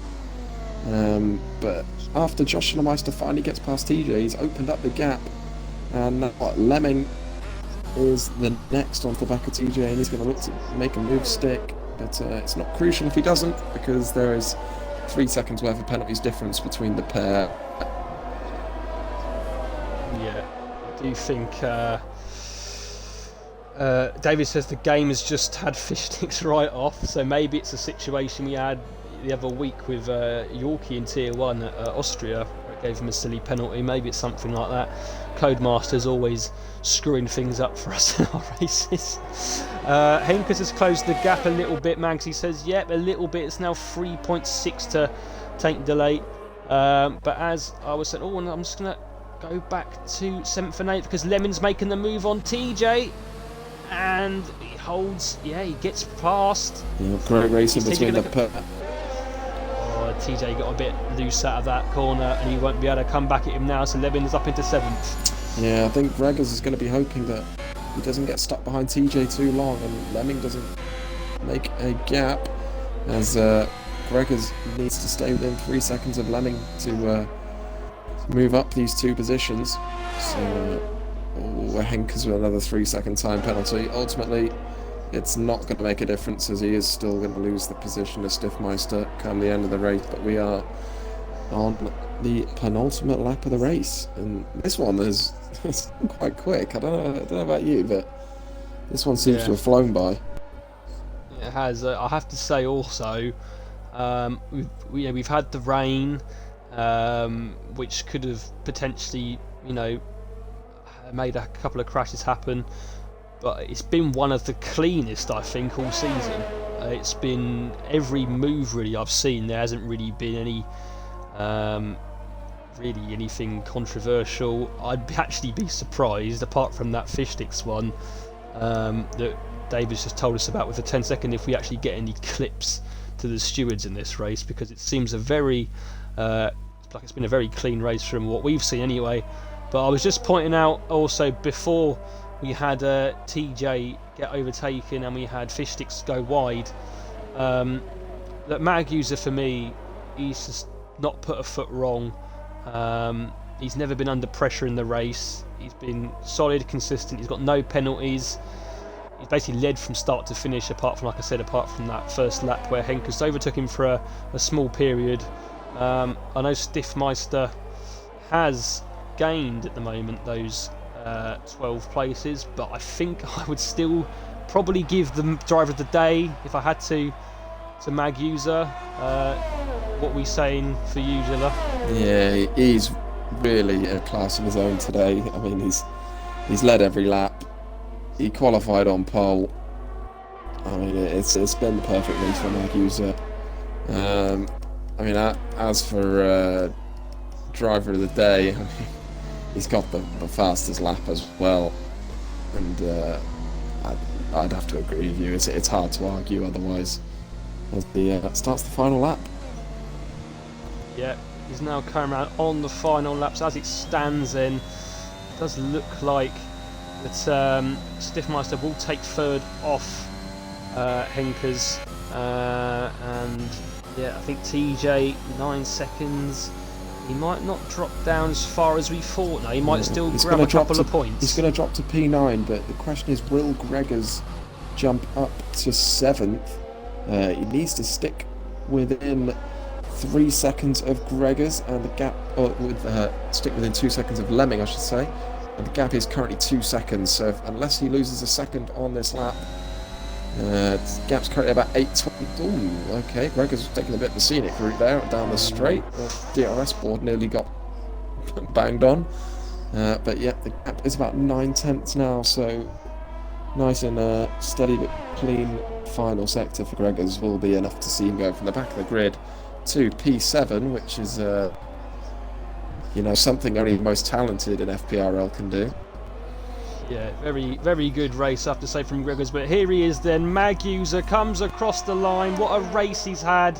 He takes the win in the Tier 2 French Grand Prix. Taint the Lake comes across in second at his home race. Henkes will finish third for now, but it will be Meister that goes up into third place. What a race from him as well. He comes up from 16th on the grid, 13 places to finish on the podium. It's Groundsy that's had another great race from where he qualified in 13th. He comes 5th. It's going to be close with Gregors and Lemming. Gap. Yeah, here we go, and Josh Meister is 6th, and here we go, and Lemming, TJ and Gregors. Who's going to come out on top? Just Gregors does do it. 2 tenths. So then Gregors comes 7th. It's Lemming in 8th. TJ will pick up 2 points. Yeah, picks up 2 points for McLaren in 9th. Pines takes the last point in 10th, and unfortunately for Silverside Boy, after having a good Q1 and Q2 and not so good Q3, he finishes 11th, just outside the points positions. Eagle finishes 12th. It's Fishsticks 13th, and coming around the last corner now, not having the race that he had last season, is going to be FPRL Scotsman to finish in 14th and round off the race. Zilla, what did you think of that one? Yeah, an interesting one.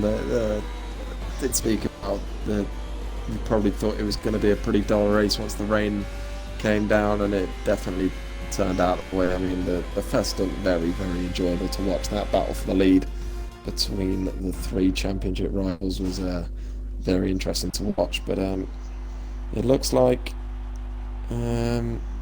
ultimately Meister had far too much consistency in race pace for the other guys, and that is 26 points for the Red Bull driver, and he extends the championship lead. He does indeed, yeah. He's got a whole nother 14 points over Henkes, who was in second place. I'm not sure on the math who goes ahead now, if it's Taint Lake or Henkes in second place. I have to have another look at that. But we've got a hashtag going in the chat. Hashtag MagChamp. The first I've heard of that one, but it looks to be catching along. Yeah, and I swear it was raining, Zilla, but on my background it's now sunny as anything. It was, yeah. The gods have decided to stop the rain as soon as the race is finished, so we can have a nice little picture on the podium. If you could invite the top 3 into the podium, into the party, mate, that'd be great. So I'll just go through the results once again.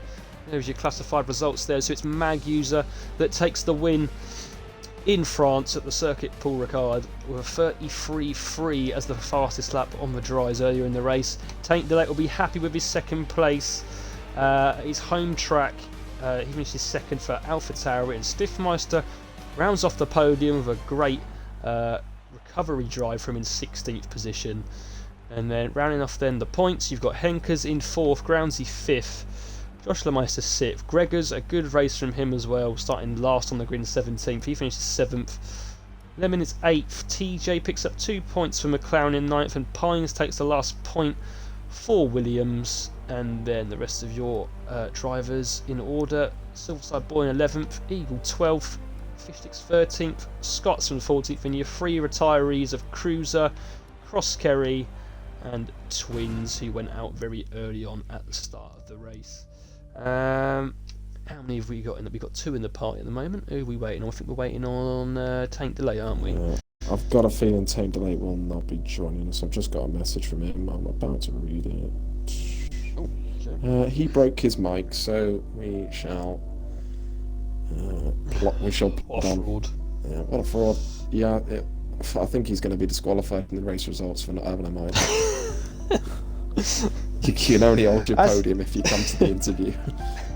hasn't got a mic for an interview on his home race. That's an absolute shocker, that is. And he's an AlphaTauri driver. No bias there at all. Yeah, so shambles. then... So we got first and third in the party with a stint, and that is Mag User and Stiffmeister. Which one do you want to take, Zilla? And I'll just take the other. I'll take the P3. I'll take the interview Okay, Stiffmeister. Yep. So Stiffmeister, very, very solid race after a pretty horrible qualifying for your standards. But talk us through how you made that strategy work, and like you managed to secure a podium at the end that didn't look on the cards. Yeah, I gambled at the qualification. I actually got the dry setup of the wet setup on, so I had way too much downforce for the straight. So I was losing all the time on the straight. So qualifying, I threw it away basically for the race, and in the race it actually paid off very well. So pretty happy from going from 16 to 3. Good performance, I guess. Yeah, very much so. The pace on the wet tyres looked really good from yourself. You just said you were on the wet setup, so that would obviously help. But even in the dries, you had a very good battle with Groundsy, and definitely showed that even with a wet setup, you definitely had the pace today. Yeah, surely the extra downforce helped immensely. So that was pretty good. Okay. Also on the dry tires, the mediums. I think when I pitted, the mediums were like 60%, but I managed to keep them alive. So that was pretty nice. And I think I pitted 1 lap too late, but in the end, still got P3. But in the wet, I couldn't pass Henkers. He was just too fast. Amazing, really. He probably had way less downforce than me, but I couldn't pass. So I managed the gap and got P3. So pretty nice. Yeah. Well, congratulations. But looking on to next week, Hungary. It's a very tricky circuit. Not a lot of overtaking. So. The qualifying will be really important, but what's your thoughts going on to next week? How confident are you? I like Hungary. Great track. It's like a roller coaster, but qualifying will be everything, like you said. So I hope I can get a qualifying together for once and manage to get it on the front rows. But it will be hard. So, but actually looking forward to it. Yeah. Yeah. Well, congratulations, and I'm sure Monkey Boy will share equally as much congratulations for you. I will, but before I pass you on to you, Monkey Boy, I had a little interview over Xbox message with Tank Delay. So I'll just I'll read. Well, I didn't actually ask him any questions, but he's given me his answers regardless. So he goes, my race was boring.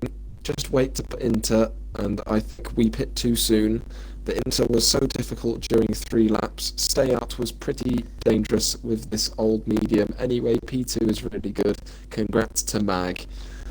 The end. So congratulations to Taint Delate, and I'm sure he'll be happy with that result at his home race, and I'll pass you over.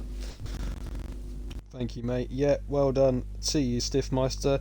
Just a little stat, it puts you on to 59 points now, and I believe that'll be up to 6th in the championship. So you're slowly rising up the standings. So well done, mate. Tank Delate with his little message there. Gains 18 points to Henker's 12 today, and that means that he will also leapfrog him by just 1 point to put himself 2nd in the championship. But the man that has now got quite a big advantage in the championship, he's now going to be on 128 points, is Mag User. And once again, mate, you've been on fine form recently. You won at Britain. We won't say too much about Austria, but you were leading that for most of it. But today, I can't fault you, mate. Fantastic. Qualifying the whole race, you were just untouchable, really. No one really got near you. And a great wet stint to end the race. You must be delighted, mate. Yeah, it wasn't too bad. The start could have been better, but yeah, it was pretty good from my end. Yeah, I wanted to ask you a little bit about the start, because we saw Henkers did a quite a good move, has to be said, round the outside of turn 1, and we thought, oh, maybe it's going to be a ding-dong battle for the next few laps, but you managed to get through on the first lap back past him, and from there it just seemed like you were in control of the race. Yeah, it wasn't too bad until I had to wait until I had to put the Inter on. Repeating what Taint Delay said, we went in probably 2 laps too early for them. But I didn't want to get a puncture, so I pulled the pin early, and then everyone dived in after me. So I think everyone was waiting on my decision. Yeah, and I just want to ask you a quick question, because I know obviously you were starting on the medium tyre, and I think it got to about lap 15 when you eventually came in for the wet tyre. Were your tyres getting near to critical levels? Because I could see a couple of lines on your front left and front right as we were watching you on the stream around that kind of time. When I pulled the pin to come into the pits, there were probably about 70 on the front and 67 on the rear or something like that. So getting close to puncture territory, so I didn't really want to go too much more than that. And I guess a big thing that helped you as well, probably gave you a little bit more ease and a bit more confidence to go on and win the race, was that your 2 rivals behind you picked up those 5-second time penalties, which I bet you were loving that, to give you a bit more advantage, obviously, in the latter stages of the race. A fantastic win for yourself, and we move on to Hungary next week.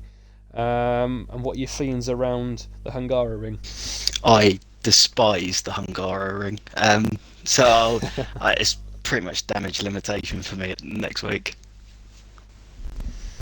Well, hopefully for yourself again you can have another great race and make it, well, you would hope 3 wins out of 4, because you are on fine form at the moment, but you are today's race winner and you do now lead the championship, if my calculations are correct, by 16 points, I believe. So you've got a bit of a buffer now between you and Taint Delate, but that's the first half of the season over, and we move on to the second half, and you'll be expecting obviously the best for that second half. But well done again on your race win, mate. We're gonna quickly have our driver of the day, and I was just saying on the stream already that I know that Stiff Meister's had a fantastic race from starting 16th. But I do have to give it to your Mag User today, solely because he didn't put a foot wrong. So he is my driver of the day. Unanimous decision, I think, on driver of the day. What performance, led every lap, qualified P1 and the fastest lap. So yeah, congratulations to Mag User. Right then, so that is the end of tonight's stream. A good race that we've seen. Well done once again to our podium of Mag User, Taint Delate and Stiff Meister. We will be back on Wednesday next week, and as we enter the second half of FPRL Season 3, and we'll be at the Hungaro Ring for the Tier 3 Hungarian Grand Prix. We hope to see you all there on Wednesday night at 8 PM. Thank you for watching tonight. Goodbye from myself, and goodbye from Mr. Revengezilla. Yeah, au revoir. Au revoir. And